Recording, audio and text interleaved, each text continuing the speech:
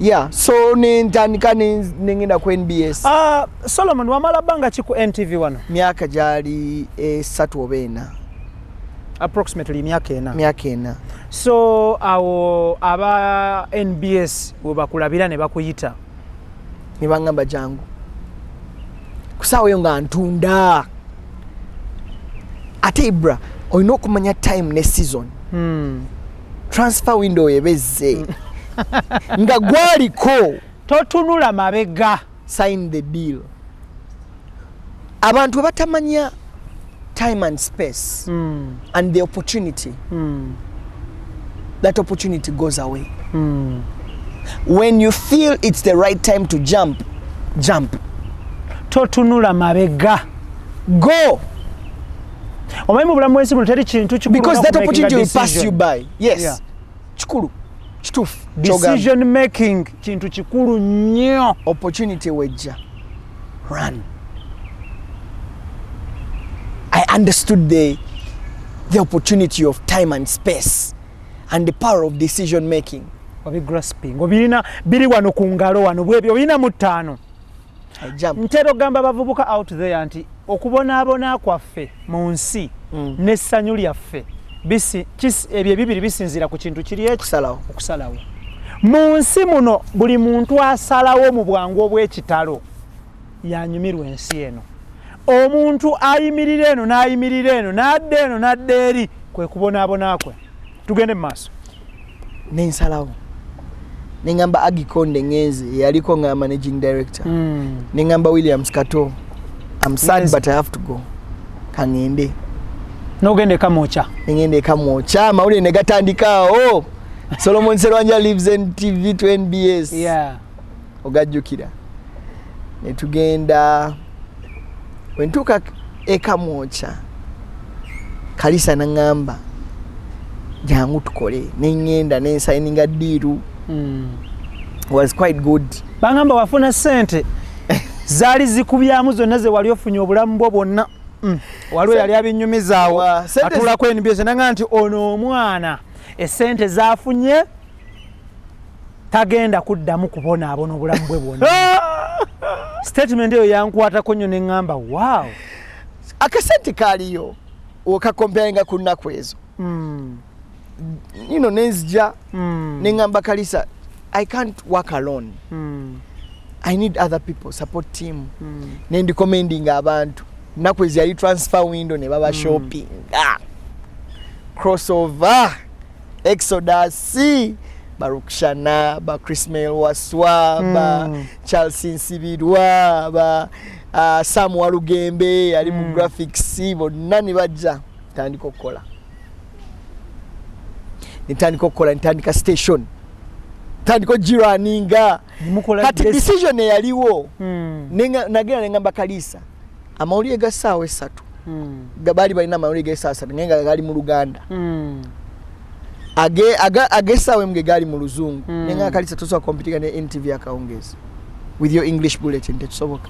Tosobola. Tosobola komya na NTV tonight ngo ina bulletin. Abana balina tabo.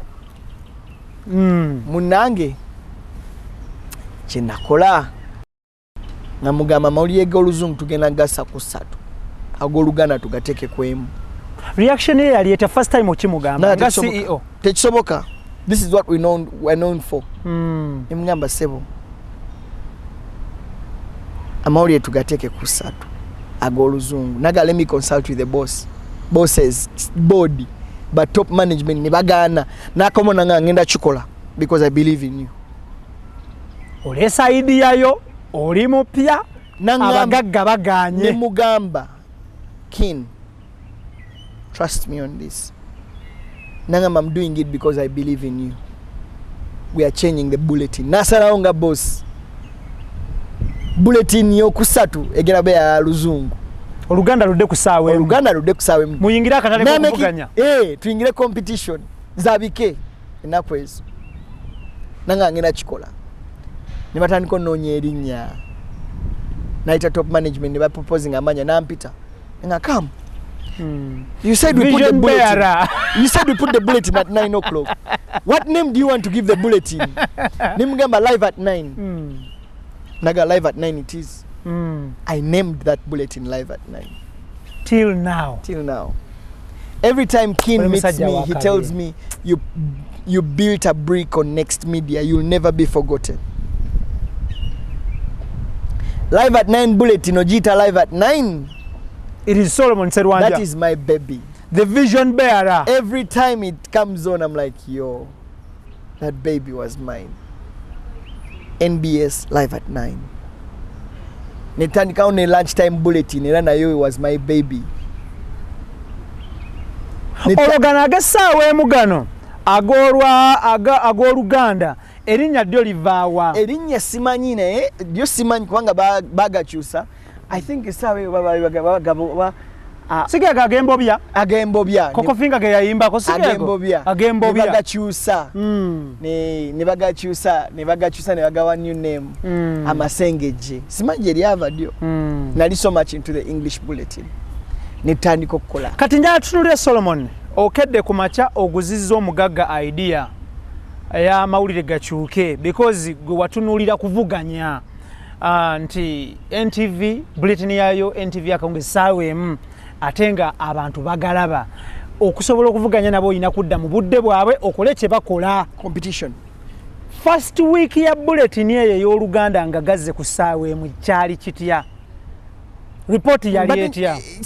I was so much concentrating on the English bulletin at that time. Golwaki olabaga nti mudde no tuddeeri gwe n'okibalekera. Nze nenzira ku Luzungu. Kyali kitya kati gwe eri first week? Kakati ningamba Ken tetsobola kutandika new baby in an old house. Tukole studio. Nangamba you're asking for too much. Nimugala tugera kola studio empya.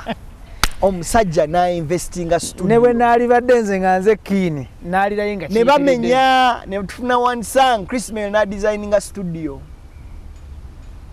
Ne bagikola. Bulletin ne tugitandika nze ne Rukshana. Akyaliyo ye. Aliwa so jali. I think akyali. Jali yes. Ne tugitandika ne Rukshana. Chikuba ne tutandika graphics mupya buli kimu kipya. Ne tuja advertising coming up. NBS Live at 9 bichi. Tandiko kwata akati. Billboard ne zidda waggulu kalisanga.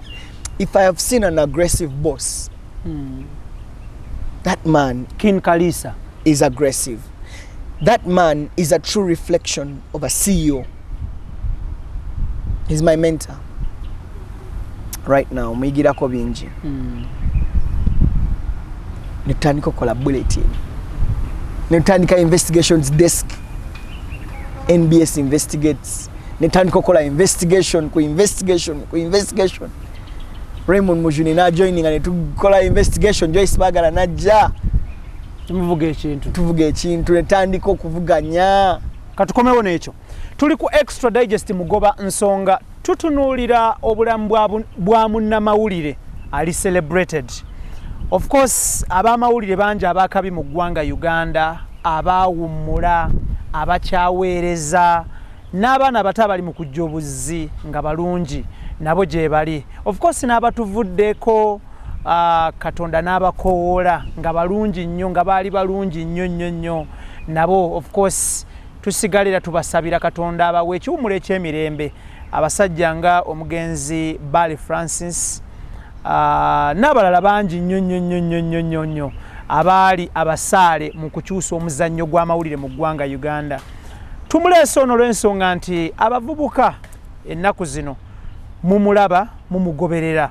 Tumuleese abeere ekyokulabirako ekirungi eri abaana baffe abasoma amawulire olwaleero, eri media institutions ez'enjawulo, eri universities naddala faculty ez'amawulire.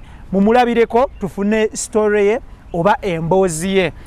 Tekijja kuba kya mugaso nnyo kuleetera interview wa Al Jazeera oba wa DW Mzungu gw'otasobola kumanya lugendo lwe bulungi nnyo olujja okuba nga sinakindi luli edited but wantukuwa olugendo lwa Solomon nga luli raw bukimu nga bwe kyali. So Solomon njagala tutunuulire awo nga mukola stories ezo ez'okunoonyereza ezimu ku zo eyankwata omubabiro kwe kubba eddagala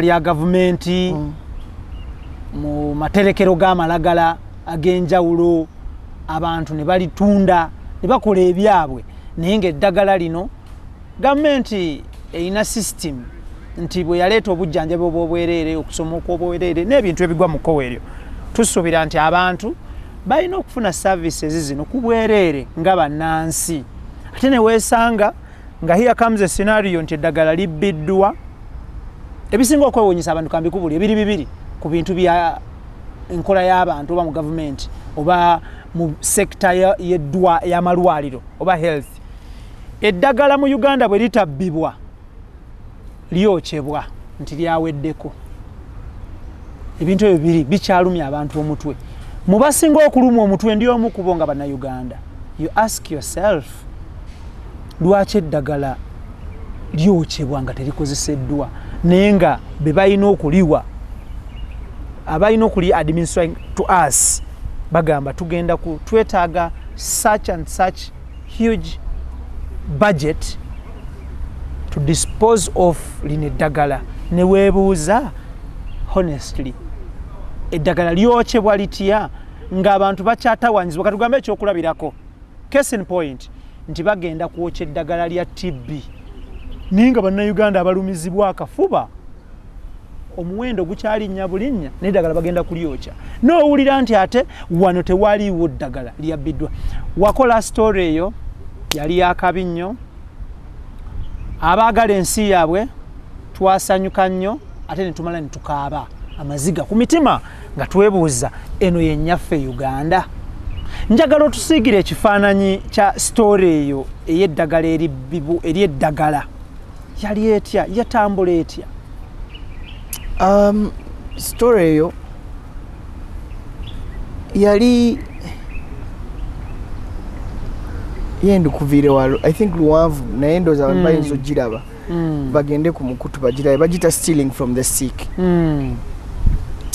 wogenda malwaliro agasinga ne ku radio bawulira malwaliro teri ddagala bawulira ku bimeeza everywhere anti kyovala nkugambye here comes a scenario bagamba tugenda kwokya eddagala ninga abantu mwokya eddagala katugambe lyakweminizing abaana the 6 killer diseases ninga abaana endwadde zino zikyabasumbuwa nga whooping cough polio diphtheria n'endwadde endala then you ask yourself kijja kitya oyiwootya emmere ng'abantu enjala ebaluma kakati wenagenda ku national medical stores tangaba naye abantu bawa eddagala so nentandika olowooza what is the problem NMS egamba eddagala eriwaayo abantu bagamba teri ddagala what is the problem nentandika onoonyereza waliwo abantu abatunda eddagala balibba mu malwaliro cartel balibba mu malwaliro ne balitunda South Sudan ne Congo waliwo minisita omu yajja nangamba we balekola story yali agenze South Sudan government of Uganda not for sale balimuwa Kowatemu sujja gwali Kowatemu ya minisita nangamba malaria natya ng'eddagala lya Uganda not for sale liri Congo liri Sudani government of Uganda not for sale kakati ensonga eyo ne tuginoonyereza story nga wagiraba yali ekaabya amaziga story yali y'amaanyi nnyo government Museveni n'atandika owekitiibwa President Museveni n'atandika okukola national tours ng'agamba abantu ababba eddagala balekeraawo cutters of the story yes thank you the State House Health Monitoring Unit ne intensifying a crackdown y'ababba eddagala era obadde obawulira babakwata babikwatira mu kikuubo babikwatira balitadde ku baasi bifuluma going to other countries yes and I think for me that speaks to the power of investigative journalism tokola story emunekyusa ebintu bingi community oba society yonna kakiri difficult okumala gabba eddagala awevera tebabulamu Solomon tukkirize bukyalimu obuntuntu olina akwata omukebe gwa Panado n'aguteeka mu bbaga ng'afuluma ng'asayininga out n'agutwala mu kakiriniki ke ojja ogula Panado ne bakutera mu ddagala naye ng'olaba UG not for sale okitegeera So gwali muze mubi, we did that story, and I think it's one of my contribution to your community, to my society, community and to your country, Uganda. Yeah, I've done so many stories that have impacted community. For me, at the bottom of my career as a journalist, as an investigative journalist, is how can I make a contribution to a Uganda I want? You know, we always say complain, bana twagala, you know, twagala nchuka chuka. But what are you doing in a different space? It's a good question. Yes. Yeah. What have you added? Chicho, what has been your contribution? Instead of just asking, if you're a journalist, what can you do as a journalist to make this country a better place? If you're a doctor, if you're a lawyer, if you are just a market vendor, what have you done? Owo fumba mmere. Akavera nokajako nokasula wali. You know? Olya bikajjo oli mu taxi. Nobera nga tolina magezi n'osula ebisaanike. Noyisa mu dirisa be chop taxi ngetambula. Yes. What have you done? After there you claim you want a clean city. Ne basimba obuddo. Noyita mu muddo wakati. Obuddo bonna bonna obuli ku John Babiha. Oluguudo olupya lwe bakakola. Butunuulire. Babulinyiridde bonna bukazi. Obuti babumenye. Osanga abantu kumacha batunda masks batambulira okwo. What have you done? Then from there people will tell you Rwanda banange Kigali yenyirira. Nabadde Rwanda yenyirira. My friend, mbadde Kigali wiki emabega. My friend, noli nyambusubi. It's a heavy penalty. No vuga bubi. Kigali tovuga kusuka kilomita nkaga. It is 60 per hour kph. You cannot. Era ojivuga ebitala nga bikuba nga bakuweereza biru. Buli mistake jokola mitwale 3 Kiddamu nsawoyo. Ne Moses asulanga wayiseewo wiki 3. Bazi multiplying them by 2. Mateeka. Oziwona ofudde. Olwo mbadde Rwanda ne banyumiza nti olwo abagenda okuziika bali bava Uganda. Bavuga taxi. Bagenda okumala kugenda okuziika. Nga biru bali mitwalo 5. Ne babagana okubisala boda paka nga basasula. Nga bazze bakola nsobi. Ne bagamba fe twali tubimanyi agasebo. Ignorance is no excuse. Basasula emitwalo ago. Solomon, tuddeyo ku nsonga ya peace eno about eddagala lya government. Emitwe gino eja peace zino topics oziyiyo otya. Case in point, stealing from the sick. It is so catchy, so precise. It was literally stealing from the sick. That is it. Yeah. Baba stealing from the sick. Baba kubalwadde. Hey. Katwalo story ndala abasinga te mwinzo kwate mwagitegera bulungi. But I think for me it was one of the most difficult investigations I've done. But the eyes have it. Parliament wali bagala okubba billion 10. I don't know if you've watched that piece. Najira bakona katini nnyo. It's amazing. Katini nnyo. Abasajja bali ku olw'okubba billion 10. Era abatulaba bagende bagita the eyes have it. Kweli ku internet. Actually, Uganda's problem is partially there.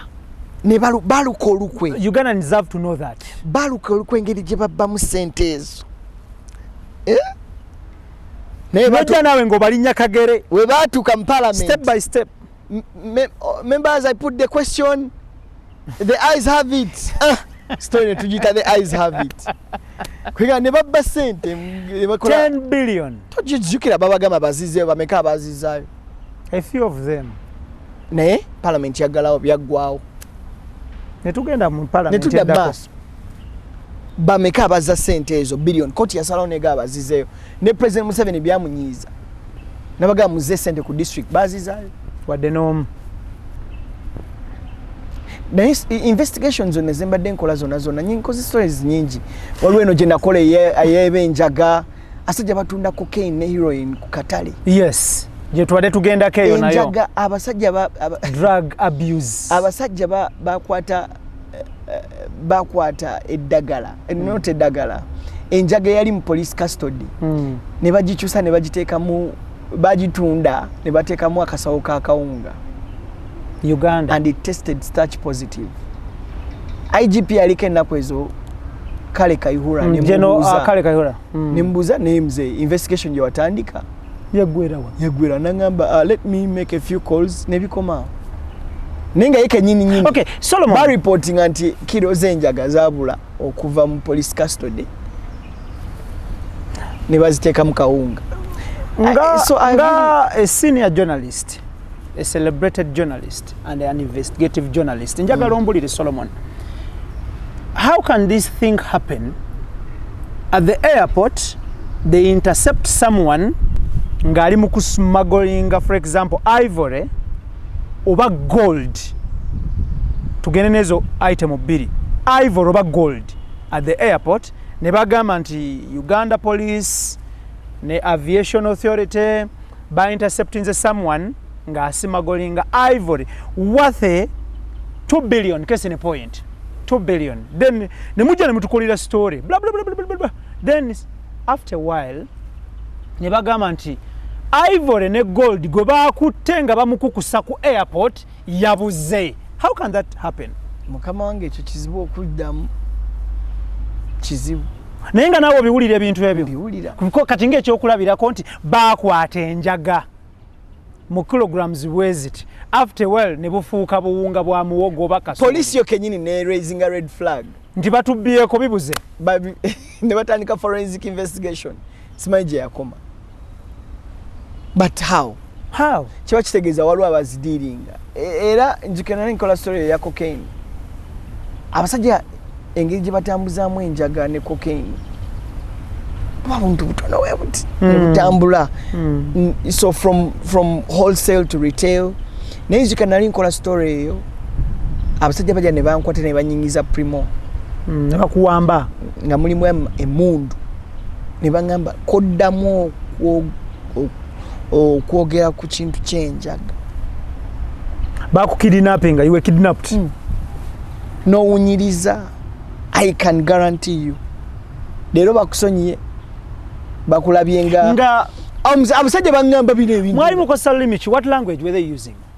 Luzungu. Bambuza Serwanja nga to mentioninze manya abadiringa mu njaga. Nimbagamba atemba manyi era singamba demba manyi nali bagwedde. Nibangamba koddamu okwogera ekintu kyonna ku njaga. To be the end of your life. Leero bakusonyiye oli naive investigative journalist kale naye koddamu. You want to tell me those guys run this country? Boss, cocaine and heroin. It is a lucrative business. Mafias, drug mafias don't play games. They will take you out. Kati nonkunyumiza olunaku olwaddako ne bankubira essimu 3 days omunangulira ngamba I have a hot investigation. Waliwo abakusenjaga come nembagamba mundeke nabivuddemu siddamu.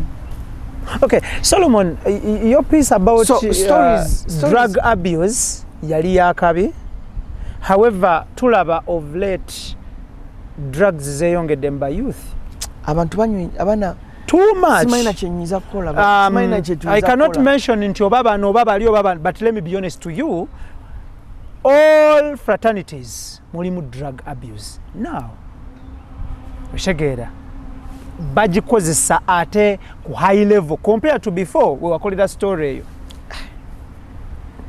Pana chika bantu bangi bali mu rehabilitation. Yeah. Ate abagagga enjaga tinywera baavu. Of course, ey'abaavu bye bino ebimererezi ku kkubo bino. Zino tebina nache. They are just wasting cocaine. Time. Go to Butabika Hospital. Look at how people are getting wasted by cocaine. Omwana natuko tunda buli kimwe ekiche. Addiction webeze. Atandika ngechinzo mukakanya kyokka. Tasa akubeera without that. Ne waba talina sente atunda pass ewaka. n'agula enjaga kubanga kyekiyinza omukakkanya. Go to any rehabilitation center right now. They are full. Drug abuse. They are dealing with drugs. The thing is, where is this drug coming from? Ogosigwa nze nakola ogwange. Nomala ogugwo. Poliisi eno kiyingiramu nenoonyereza neegezaako kukola kyekola. But the drug cartel is a very dangerous cartel. I can't promise you that I will ever sniff my nose around or do any investigation around. About drugs, you're done with it? I'm done. Ibraneta go bulamu siri chuma oyino kuza abaana bo. Nyina abaana bana. Oyino kulabirira abaana. Kati ntandiko kunoonyereza ngambe Ibra yatunde enjaga. Koja malako na basajja abo. Ja kuba masaso. Basebo tubalese. Bajja kuba masaso. Tubalese basebo. Solomon njagala tutunulire oba wali ovudde oba wali okyaliyo story no Idris gye wansharingira eya sex mu university versus Max yali ya Raymond Mujuni era naye yaleeta obuzibu naye but you know it goes to speak about the power of investigative journalism. Yansanyusa nnyo. The Makere story changed the policy.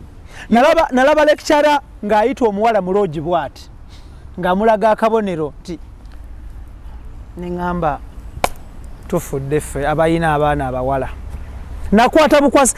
Solomon nalaba story eyo emirundi nga 8 nga bwenjiddamu and I was disappointed.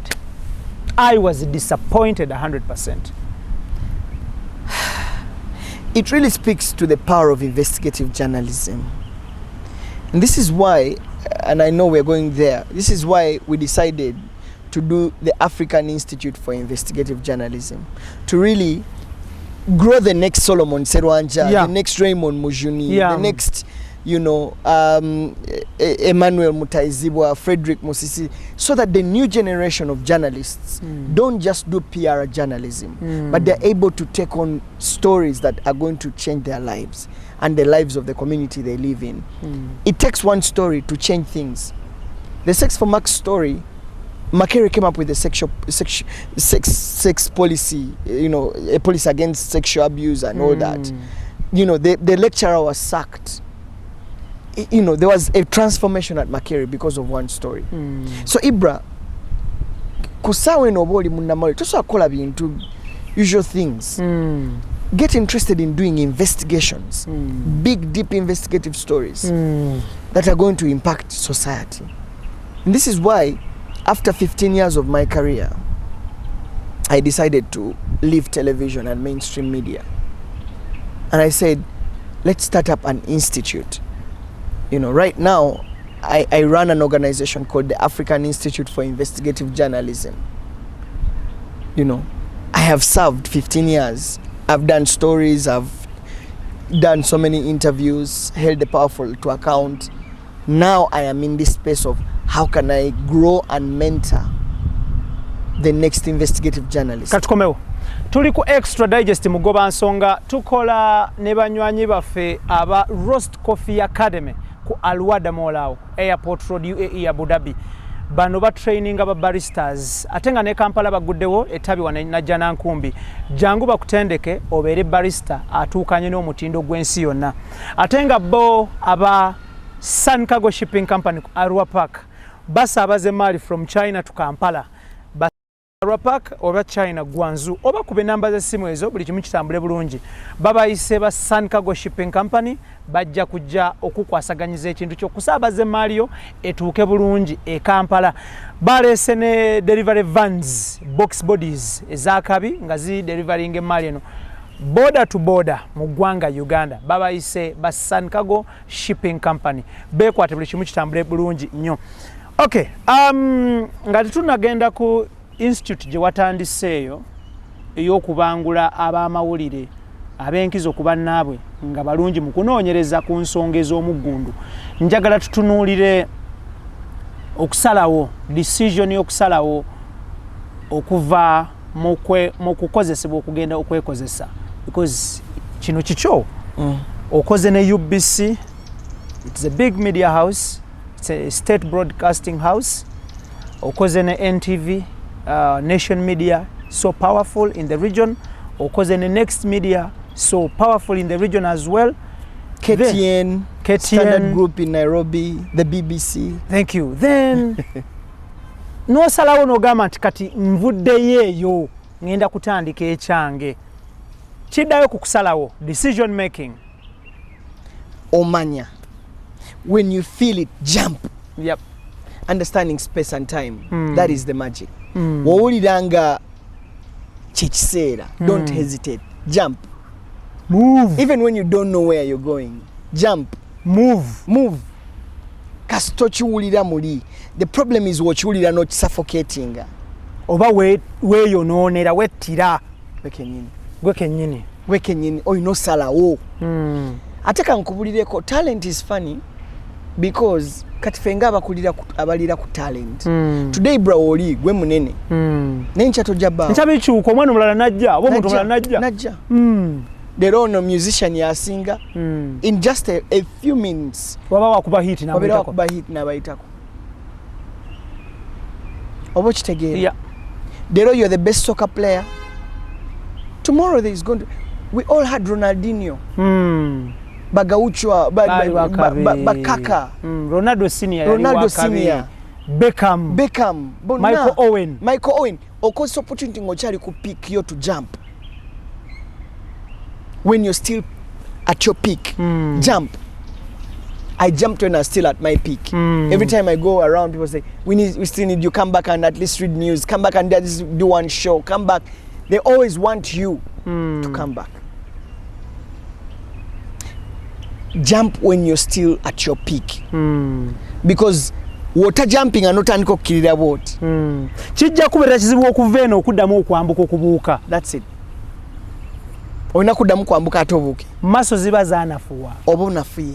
Jump. Understand the space and time. Jump. Even when you don't know where you're going. Move. Katonda yajja kukwatirako ng'osazeewo. It's a risky decision, but take it. Naye wagambye. Life and death is a choice. Wakiŋŋambye wano. Gwe asalawo. Okubonaabonaako n'essanyu lyo okusalawo kuli mu mikono gyo. Salawo. I decided and I jumped. I did my last bulletin. It was very emotional. I remember crying. When was that? I think done one. I think it was August last year. And I said, guys, thank you for watching me for the last 15 years of my life. But I think it's time for me to go. Thank you. My heart is full. When I got in the car, I cried because I felt like I was walking away from me. I've grown up on television. Yeah. You know, I've grown up on television. It's all I knew. I just knew television. It's television. So I felt like I was walking away from me, but I remember calling my wife and asking her, love, do you think I've made the right decision? And she said, yes, you did. But cry as much as you can. It's part of it. Oh, relieved. Yeah. It's part of it. The decisions that we make, they may be difficult. They may even make us cry, but we have to make them. We have to. Otherwise, if we don't, we'll stay in that same place. Some decisions are difficult to make, but you have to make them. Yeah. And so for me, an encouragement for people is that when you feel it's time, when you feel that you have to make that decision, make it. Take that shot. Am I sure about where I'm going? No. Am I going? Yes.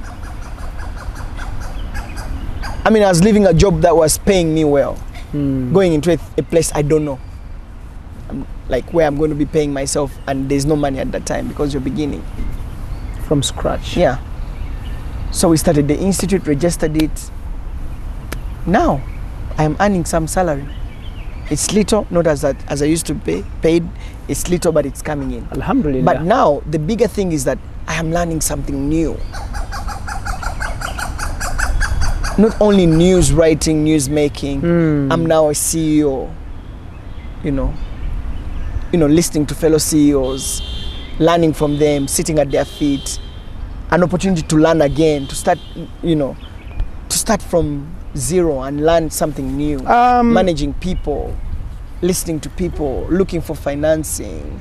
Before, I used to ask, pay me. Right now, I have to look for money to pay people. The cards have changed. So now I'm in a place of, I'm employing 10 people.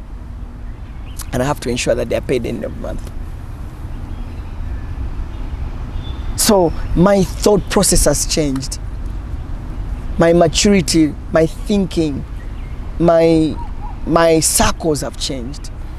Solomon, Institute eno esangibwawa mu offering which courses kati kino nkibuuliza bazadde, the parents out there, the guardians? The institute is actually not a school. It's a non-profit organization. The African Institute for Investigative Journalism is a non-profit organization that is centered at growing investigative journalism in this country. And we have programs. It's an NGO. We have the training and capacity building program, where we train journalists in investigative reporting. We have the grants program, where we give out small grants to journalists doing investigations.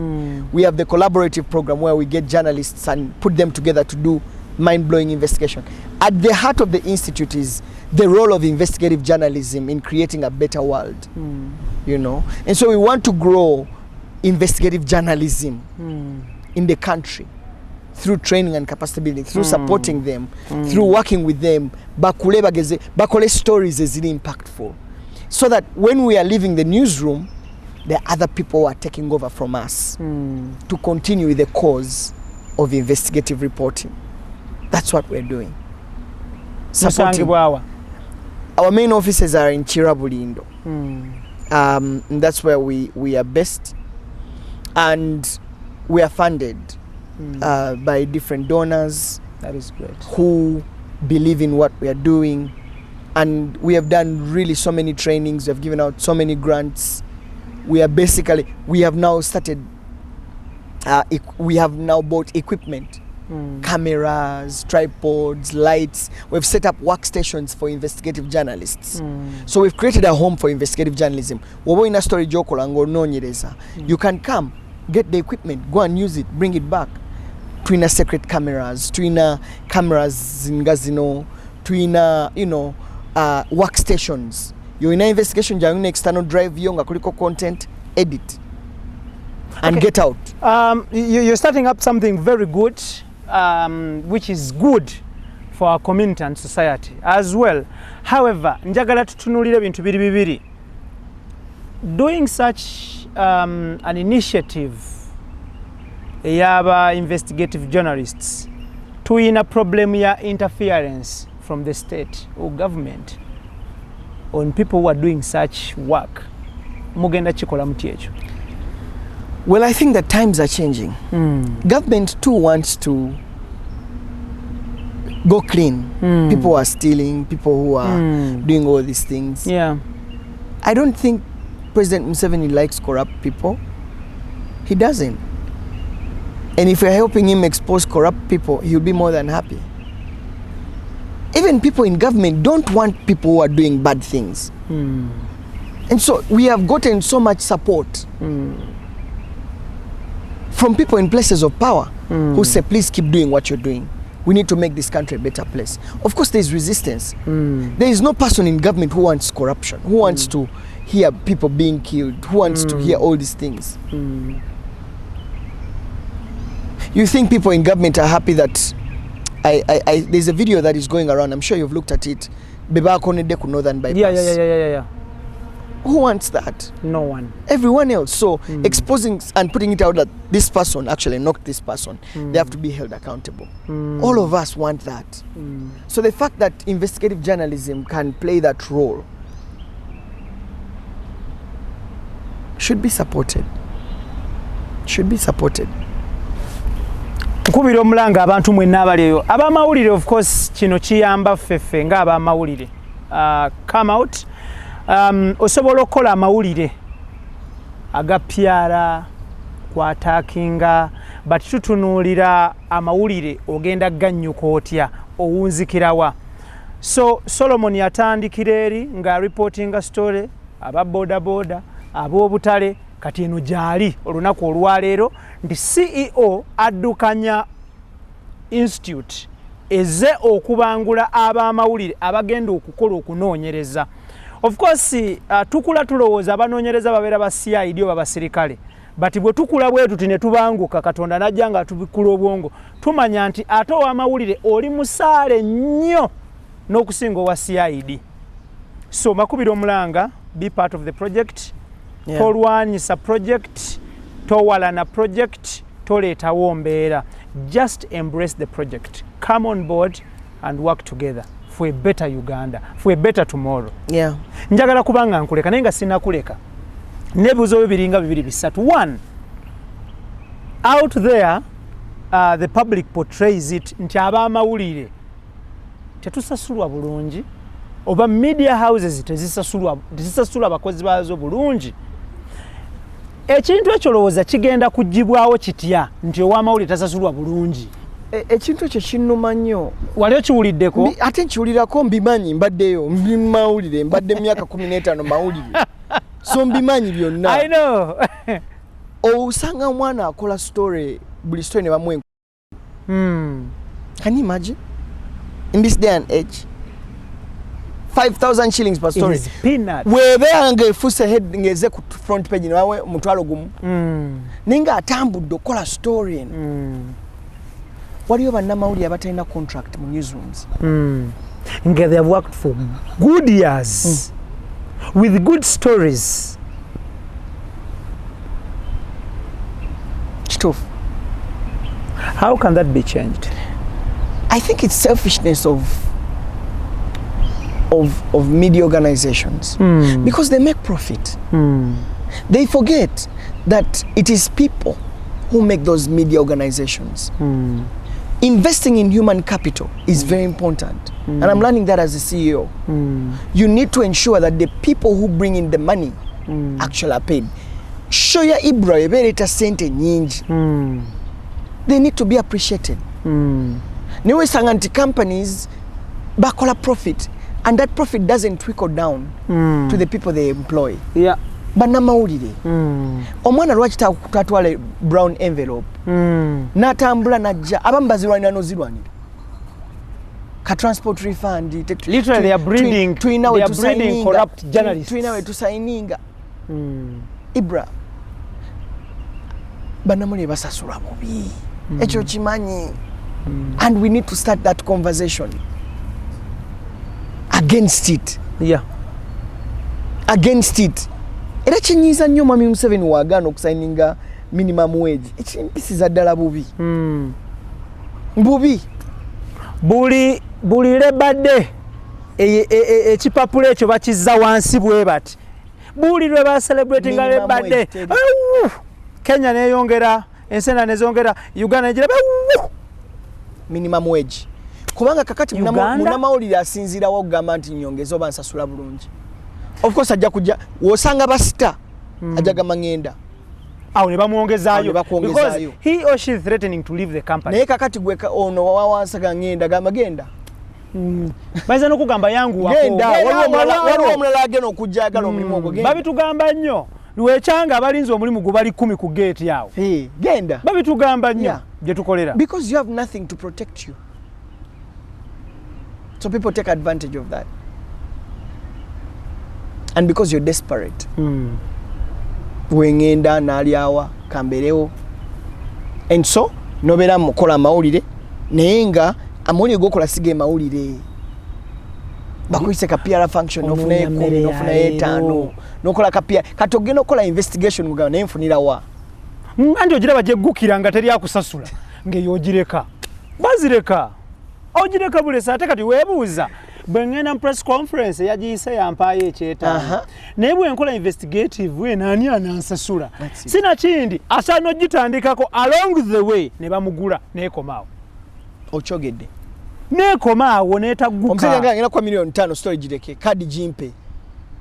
noga mukama wange yiyo anti otunule waka rent obutano ne babukuwa omukyala mama bo baganda bo nogamba kyenyo. You know, I recently made this quote and this statement.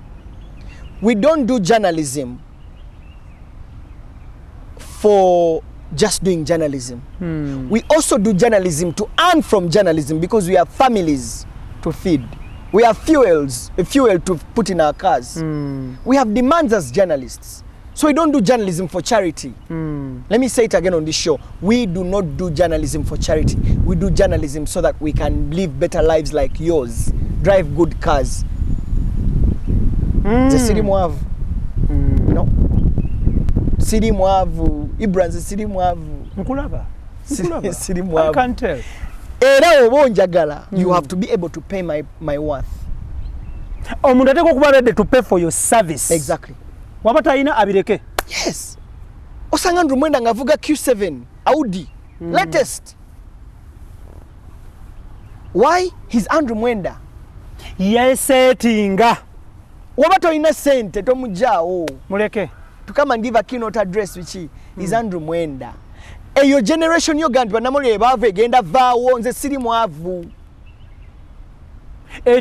Ekoligobe ekikolimo tugenze tukimenya kyasigaddeko omukono gukyaje tugenda nagwo gwokya. Ibrahim mwavu amawulire asomeseza abana mu masomero ag'ebbeeyi asuleko mu kalina ng'alengera ennyanja avuge Range Rover. Ibra mpakingi oli Range Rover njifulume bagamba oyo Solomon Serwanja. Omuntu avuge ku mmotoka nga mwaka ogwo gwe balimu. Muzeeyi nze gwolaba ngenda siri mwavu ngenda vuga Range Rover inshallah.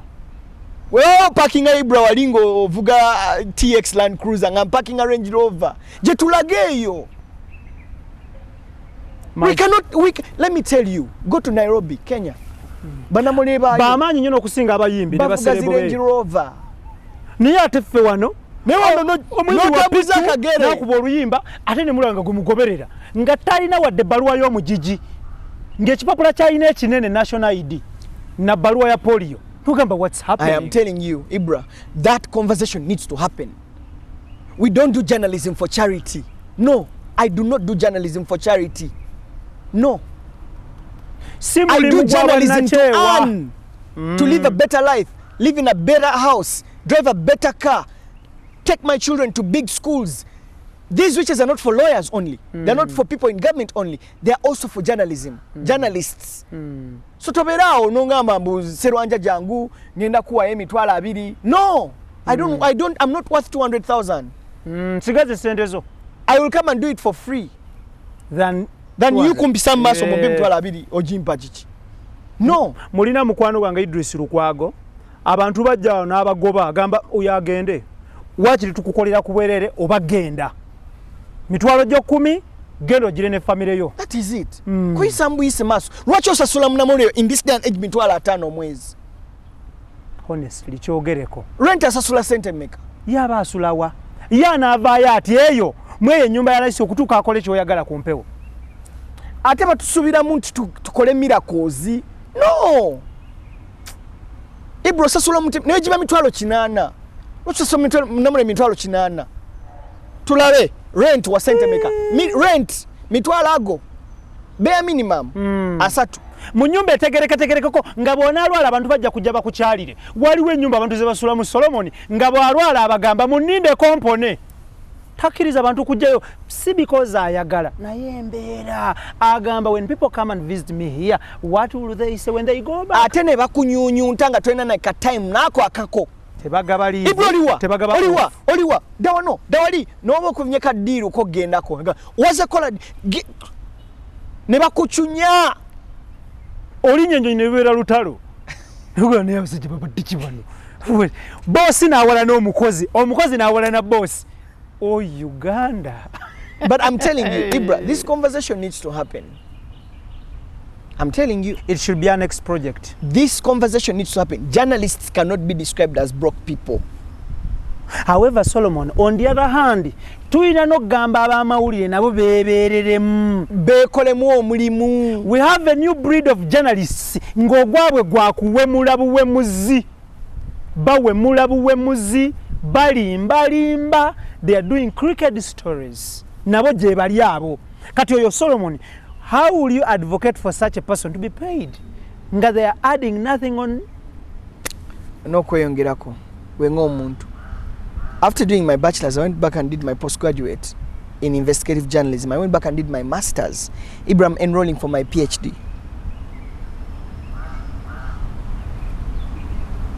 That's great. Kakati oite Dr. Serwanja mu myaka ejo ena. Ndi tukwetagako wano mu Kivulwe Makerere tutegesewo akabasa ka 10 abaana bajoga. Abaana bo bajoga.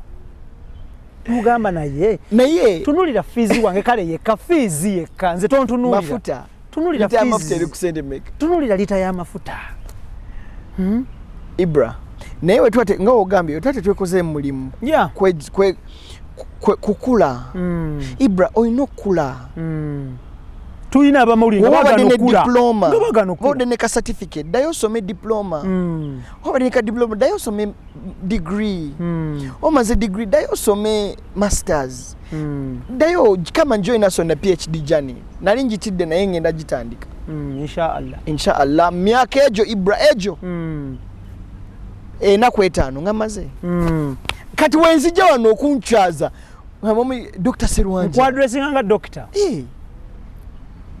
community ya femanyi ba doctor babisolo n'abantu naye nkubulira wetakola ekyo kyakweyongerako ojasigala eri then nature Solomon n'abantu besides okuddayo okusoma n'abantu bakule mu bwongo community society abantu baganya okukula omuntu bwe yabeera 10 years back era bw'omusanga tukule baganda banga batulaba ne bannyinange. Let us try to evolve. Tukule. True. Solomon njagala kuleka ogenda okwasaganya emirimu emirala. It is great catching up with you. Twasembayo kulabagana nga tuli mu kutema mavunike tulabe nga tusiga. Katonda n'atukwatirako ne tusiga. Era akadde kano buli kimu kitambula bulungi nnyo. Twongera okusaba Katonda n'okumwebaza okututuusa waatutuusiza olunaku olwaleero. I salute you so much. I salute your family so much. Babadde so instrumental. Kusaluting okurespecting the industry. Because toyina kyokoze kiweebula industry. Obadde musaale nnyo. At least for your case, nakulaba and you saw me as well. Amen. Thank you so much. Bwe nakuyise nojja nkwebaza nnyo okuhonoringa my request. Nojja otuule nange. Ngebintu byetukola bya YouTube, si bya TV, si bya print, si bya radio. Just YouTube. Yeah. So thank you so much. It's really good hearing those things when I'm still alive. Yeah. Because statements like these are said when someone is dead and they can't hear them. So hearing these things from you is quite satisfying. I was going to interview the Katikiro. Nambuza nangamba onteeka ku YouTube onteeka ku TV ne mugamba taato w'ekitiibwa Katikiro nkuteeka ku YouTube njagala nnyo omuntu ayogera amazima ate yekkiririzaamu nampa interview egende ku YouTube. So nkwebaza naawe okujja tutuule wano nga obulamu bwo n'olugendo lwo tobuwadde nti bugende ku TV naye omanyi we bigenda ne kwe tuli mu kukolera interview eno. Thank you so much my brother. Nsanyuse nnyo neyanza kumpamu. Allah akublessing ennyo ne family yo oli musajja wakubi. Amin. Akukwatireko buli kimu kitambule bulungi. Amin. Nja kwongera okunoonyaako the next piece tujja kujja at the institute. Please, we'll be happy to receive inshallah tujje tugikolereko. Thank you so much. Tuyanza. Your last remarks to the public out there. I think that for me the future is in being able to adapt. Changing. Nzira yo we natandikidde. We can't do things the same way year after year. We have to innovate. We have to evolve. Yeah. We have to adjust. We have to rebrand. We have to olaba omusota gweyubulako ekiriba omuti gukaza ne guddamu ne gutojjera. Where are you in that place? Are you still doing the same old things same way? Or is it important for you to start evolving and adapting and changing to the new trends? When you find that, you would have found yourself. Thank you so much. Tetugenda kubanga tusukawo wano. Special greetings to the following people. One, Henry Ndugwa Kakensa. Kakensa. I salute that gentleman. Musajja wa Kabinyo. Yasoma birala naye amawuli nagaga koze bulungi nnyo. Salute my brother Kakensa. Greetings to my friend Maurice Ocho in the US. Nkwagala nnyo muganda wange. I like you so much. I salute you, brother. Greetings to Mimi Semakula. Akola mu Kata Airways. Akwagala nnyo, akufollowinga nnyo. Amina. Bebamu ku bantu benategeza nti I'm going to have an interview with you, and they gave me a tick. Yamba. Wow. N'abalala bangi nnyo mbagala nnyo muli bakabi nnyo. To my brother in the US, Hamis, kwagala nnyo my brother. To the team I work with, Idris Rukwago, Daniel Mugoya, Keith Kanabi, Netone Senabulia. To my young brother Kawalia Kays, Lord Kays, salute okola next media. Nkusabira Allah kwatireko oveyo joli ode n'obulamu bunyume insha Allah kitambula bulungi. Nsigadde nze Ibrahim Mukasa is my senior, mwagala nnyo wa Kabinyo n'abalala nja kubanga mbanoonyako. Njagala ko bazaba Sankago, njagala ko bazaba Roast Coffee Academy ne Gandhi Hardware Store. Nsigadde nze Ibrahim Mukasa. Assalamu alaikum wa rahmatullahi wa barakatuh. Mubere bulungi mweraba. Thank you so much my brother. Salam Sebu. Thank you very much. You're welcome. Yes, sir.